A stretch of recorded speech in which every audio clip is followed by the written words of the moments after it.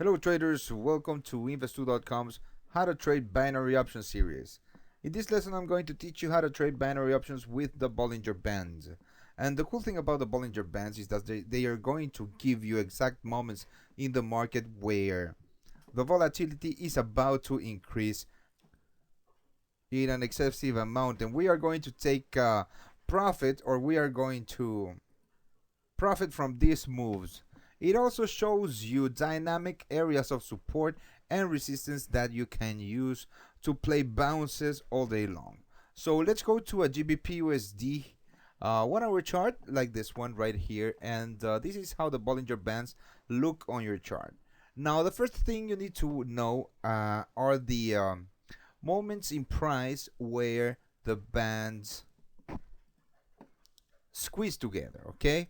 You can see that when the bands expand, there is a lot of volume in the market and there's big moves in the market. But when the bands squeeze together, there is little volume going on. Or maybe there is an accumulation of orders right here before the actual breakout. So every time we get a squeeze, or when the bands contract with each other, we are going to take a close look because we are going to wait for that explosion, either to the upside or to the downside. Remember that this is not a directional tool, it only shows you volatility in the market. So what we're going to do is, this is a clear and very good example of what we need to do, okay? First of all, you need to use a rectangle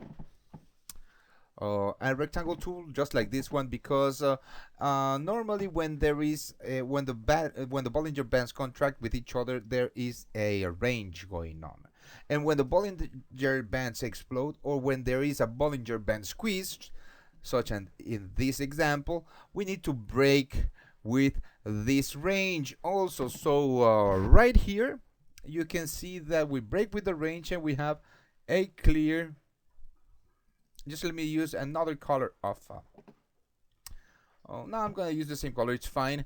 You can see that we have a clear signal to buy put options when we have this Bollinger Band squeeze, okay? So step one, you need to wait for the bands to contract.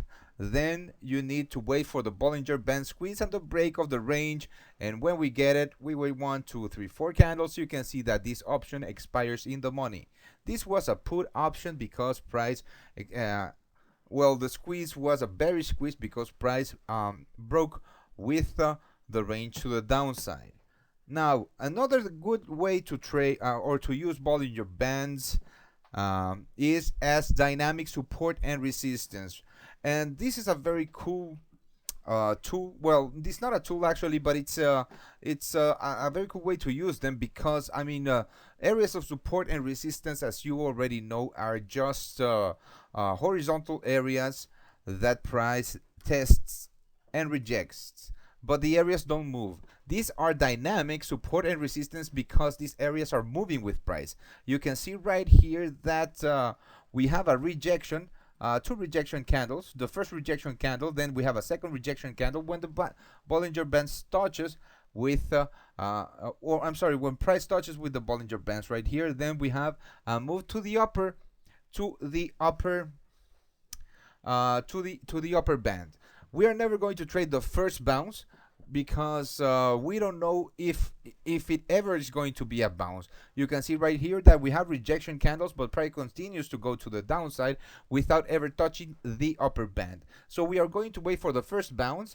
So this is the first bounce, and we are going to wait for price to touch the upper band and then we are going to wait for a rejection candle. In this case, this bearish candle right here gives us a very good entry area, and 1, 2, 3, 4 candles later, our expiration level is all the way down here. Then we go down and we try to play another bounce. Remember that also that when we are playing bounces, we want the lower the lower or the upper band to be as flat as possible. And remember that because we are in a down move, we are only going to trade bounces to the downside. So we are going to wait for this corrective move to the upside to this area, or to this or to the upper bound. And when we get this hammer candle right here, we have an entry at actually this area right here when the next candle opens. Okay, so this is our entry price, and 1, 2, 3, 4 candles later we have a new winner. Right here you can see that we didn't touch the upper band, so we do not have a trade. Okay, and of course, because of the time of the day, we are not trading this anymore. But basically, this is how you're going to trade with the Bollinger Bands. You are going to trade the Bollinger Band bounce and the Bollinger Band squeeze whenever you can.